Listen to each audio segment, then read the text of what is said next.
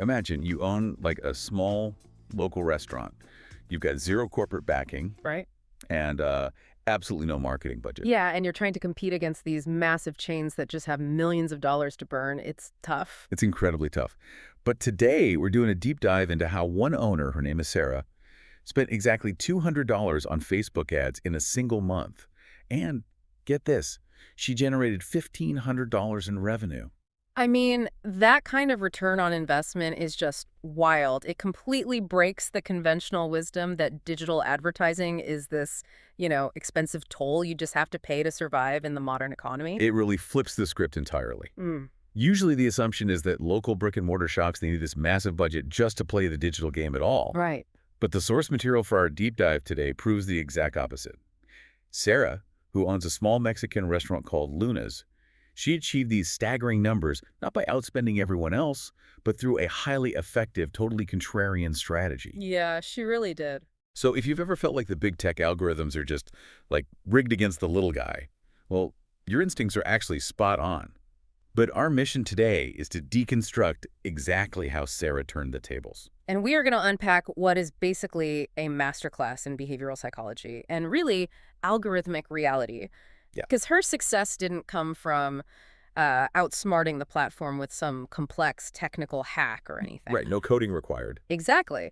It came from understanding fundamental human behavior and applying extreme, like almost uncomfortable constraints to her marketing. She basically forced the platform's machinery to work for her physical reality. So let's start with the trap that most local businesses fall into. Yeah. Because the platforms are constantly pushing this narrative, right? They say, hey, just boost this post, target everyone within a 10-mile radius, and just watch the customers roll in. Oh, yeah, the dreaded boost button. It sounds so easy, so automated. It does. But looking at the breakdown of standard local ad spends in our sources, that default setting is essentially a graveyard for marketing budgets. Total graveyard. Business owners will burn through $500 and maybe see 2 new customers out of it. Which brings us to the real issue here. There is this massive structural mismatch between a global tech platform and a local shop.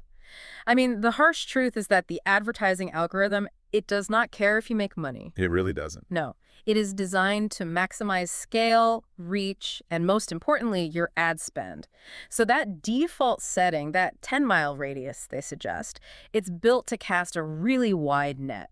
Which means you're showing an ad for a local neighborhood taco spot to, like, grandma's 3 towns over. Yep. Or to teenagers who might genuinely like the meme you posted, but they're going to forget your restaurant's name 5 seconds later as they keep scrolling. Exactly. They're not driving 10 miles for a taco on a Tuesday. It's the equivalent of standing on the median of a massive 8-lane highway with a megaphone. You're just shouting into the traffic, hoping that a hungry person happens to drive by with their window down. That is a perfect analogy. Right. Instead of just walking down your own street and whispering directly to someone who is actively looking for a place to eat.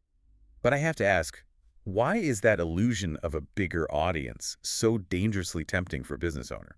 Well, I mean, it plays directly into vanity metrics, right? And anxiety. You want to feel like you are doing something, that you're reaching the masses. Seeing 10,000 views feels good. It feels great. But a physical restaurant does not need global or even citywide scale. It needs physical, localized foot traffic. And this is where Sarah's strategy diverges so sharply from the norm. She stopped casting the net and started leveraging the one variable the algorithm absolutely cannot fake. Which is physical geography. Exactly, physical geography. So instead of trying to optimize a flawed, incredibly broad audience, she just shrank the map. She didn't do a 5-mile radius. She definitely didn't do the default 10 miles. She set her ad radius to exactly 1 mile from Luna's. 1 single mile. Yeah, she literally went into the ads manager, zoomed in on the digital map until she could see the individual streets around her restaurant, drew a really tight circle, and refused to add even 1 extra block. And you have to think about the consumer psychology behind that decision. Like, how do people actually choose where to eat on a random weeknight? They want whatever is easiest. Right. Most restaurant customers, especially for a casual local spot, are coming from within a very tight radius, often just a 3 to 5 minute drive. When they make the decision to eat, they do not want to commute. They want convenience. I call this the lazy hunger phenomenon. Oh, I like that. Lazy hunger. Yeah, because when you are truly biologically hungry, the friction of travel becomes this massive barrier. Like, A five-star, critically acclaimed restaurant that is 5 miles away across town in heavy rush hour traffic. I might as well be on the moon. It really might. You're not Mm. going. No. Compare that to a pretty good casual spot that you can just walk to in 3 minutes.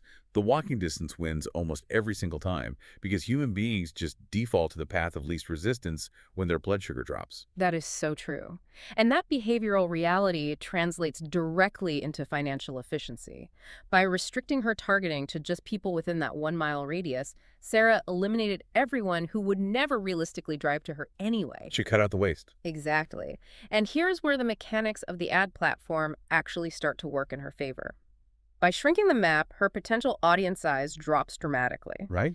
And a smaller audience in a hyper-specific area means there is far less competition from other advertisers trying to reach those exact same people in that exact same geographic footprint. And the numbers validate that completely. Yeah. So the industry average dictates that most local restaurants are paying upwards of 50 cents or more per click on these platforms. Which adds up fast. Very fast. But Sarah?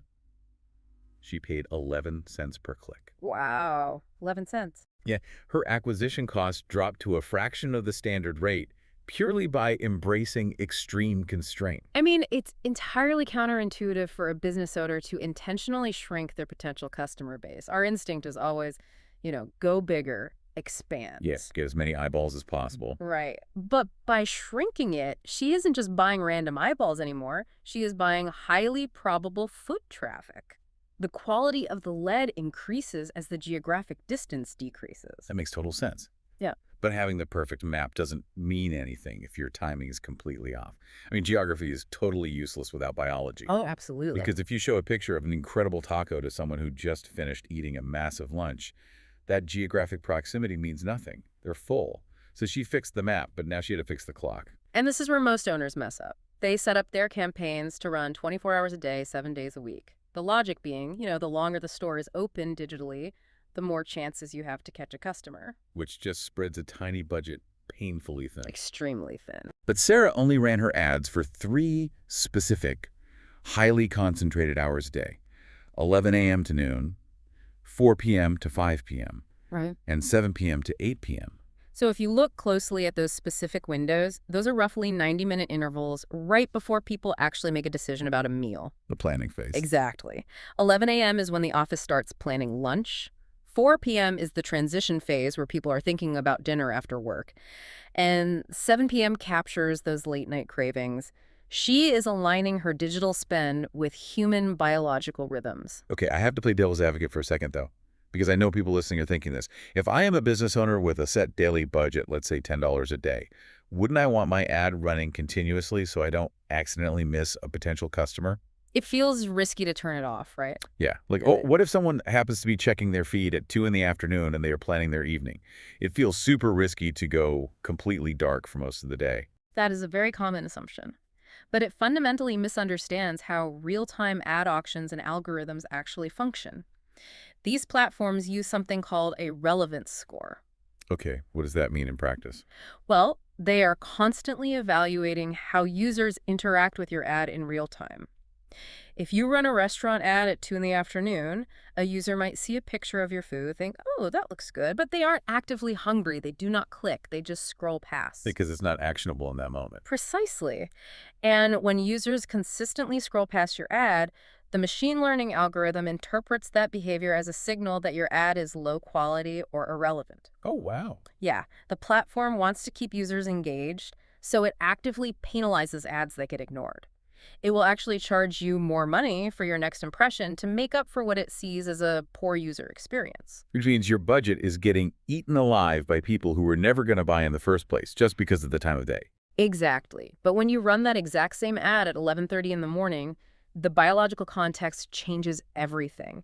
People are actively hungry, they stop scrolling, they click immediately, they convert quickly. And the algorithm sees that. Yes.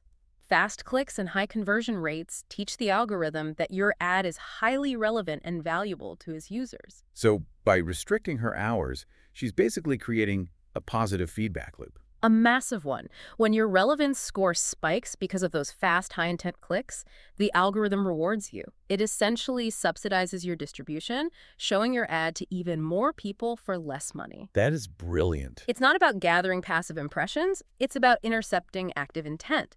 Sarah forced the system's own mechanics to favor her ad just by only showing up when the audience was biologically primed to interact. She takes that tiny daily budget, and instead of misting it over 24 hours where it just evaporates, she turns it into this high-pressure fire hose for just 3 hours a day. Huh. It is an incredible alignment of human biology and machine learning. And it highlights a broader principle, too.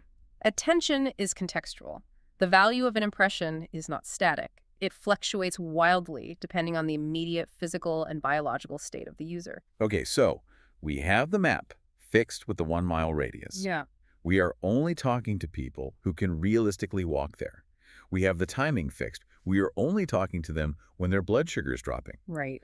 But even with the right person, in the right place, at the perfect time, the strategy can still completely collapse if the message itself is generic. Because targeting only gets the microphone in front of the right audience. What you actually say determines if they walk through the door. And what most local restaurants say is, frankly, incredibly boring. They run these vague catch-all ads like, come try our delicious food. Yeah. Or they post a blurry photo of their entire menu, hoping anything catches your eye. Which never works. Never. But Sarah did the exact opposite. She advertised one single item, just her enchiladas verdes. The copy was ultra simple, absolutely no fluff. It read, the best enchiladas verdes in the neighborhood. 1 plate, $8. Show this post to the counter. That's it. That was the entire ad.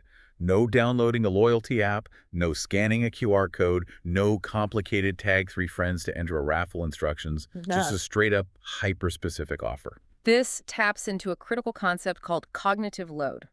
Think about the last time you sat down at a massive diner and they handed you a laminated menu with like 200 different items on it. Oh, the absolute worst. Right. You don't feel hungry anymore. You feel exhausted. You have to evaluate portions, prices, combinations. That is high cognitive load, and it creates decision fatigue. It's totally overwhelming. You end up ordering a grilled cheese just to escape the pressure of choosing.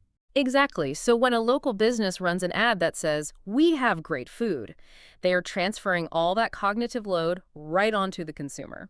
The user has to click through to a website, hunt down a menu, check the prices, and then wonder if there is a catch. It's too much work. Way too much. In a fast-scrolling feed, any friction equals abandonment. A general offer feels like a marketing trap. But Sarah's ad creates cognitive ease. 1 plate, $8. Show this post. It requires absolutely zero mental processing. You know exactly what you were getting, you know exactly what it cost, and the call to action is just physically showing the phone. It feels tangible. It builds immediate trust through clarity. The specificity just completely removes the skepticism. And the financial kicker here, the real magic, is the genius of the upsell. Because selling an $8 plate of enchiladas is not how you generate a $1,500 return on a $200 ad spend. Not at all. The math works out like this. That ultra-specific $8 ad got 47 new customers to physically walk through the door of Luna's.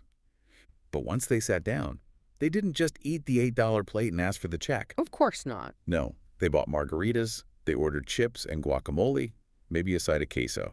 The average ticket didn't stay at $8. It swelled to $32 per person. Because once the customer crosses the threshold of the business, the physical environment and basic human nature just take over. I am officially coining a term for this right now. It is the Trojan enchilada. The Trojan enchilada. I love it. The $8 specific offer is just a friction-free excuse to get them inside the building. Sarah knew perfectly well that once they were seated, smelling the food, feeling that biological hunger, they were going to order more. Obviously. You get 47 people in the door with the Trojan enchilada, their average ticket bunks up to $32, and 47 times 32 is roughly $1,500 in revenue. It's brilliant. And it's actually a tactic used in physical retail all the time. Think about how grocery stores are designed. Oh, with the milk in the back. Yes. They put the milk and the eggs, the high-frequency specific necessities, all the way in the back of the store. You come in for a $3 gallon of milk, which is your Trojan enchilada. Right. But you have to walk past the bakery, the end caps, the premium snacks, just to get there. The grocery store knows the environment will naturally drive up your average ticket. Sarah just applied that exact same brick-and-mortar psychology to a digital feed, She used the digital ad purely as the milk in the back of the store. Yeah. It is brilliant. She essentially stopped complaining about how the platform's algorithm was unfair to small businesses and started weaponizing it with ruthless efficiency. And she now runs this exact same campaign every single week. Uh-huh. $200 in, $1,500 out, on repeat. It is a perfectly calibrated system that relies entirely on understanding constraints. So let's distill this deep dive down and think about what this means for you listening to this right now. Because even if you don't run a Mexican restaurant, the mechanics of this case study are universally applicable. If you are trying to cut through the noise and actually reach people without burning your budget, you have to embrace these three core pillars. Absolutely. The first pillar is extreme geographic constraint. You have to resist the urge to cast a wide net. Shrink your map to only target the people who have the highest probability of taking action. The tighter the radius, the lower the acquisition costs. And the second is intercepting intent. Stop running campaigns around the clock. Figure out the biological or behavioral window when your target audience is actively making a decision and concentrate all your resources into that specific time frame. You want to be the answer to a question they are already asking. And the third pillar is cognitive ease. Avoid broad, general promises. Do not advertise your entire catalog or your entire suite of services. Focus on one clear, simple, low-friction offer. Make it so easy to understand that it requires zero mental processing. Whether you are a freelance consultant trying to land local clients, a retail shop owner, or you're organizing a community event, the underlying philosophy is exactly the same. You have to ignore the default system recommendations that are designed to make big tech platforms rich. Right. They aren't there to help you. No. The game is won by embracing constraints and targeting very specific human behaviors rather than broad demographic categories. You do not have to play the game the way the digital casino wants you to play it. You can force the system to play by your rules. It really emphasizes how much power lies in understanding the granular details of consumer behavior. When you combine that with algorithmic literacy, a massive budget isn't actually a prerequisite for success. Which leaves us with a final lingering question to ponder as we wrap up this deep dive. Think about your own daily habits and the digital environment you navigate. If a single local restaurant owner with zero corporate backing can so effectively and legally hack our biological hunger and our algorithmic feeds with just $200 and a plate of enchiladas. Makes you wonder. It does. What other perfectly timed, hyperlocal digital nudges are subtly guiding your physical, real-world choices every single day without you even noticing? It certainly makes you look at your phone a little differently when that notification for a coffee shop pops up exactly when you hit that 2:30 afternoon slump. It sure does. The next time you see a highly specific, low-friction ad, right when you happen to need exactly what they are selling, you'll know exactly what is going on behind the curtain. Maybe it's not a coincidence. Maybe, just maybe, it's a perfectly timed Trojan enchilada.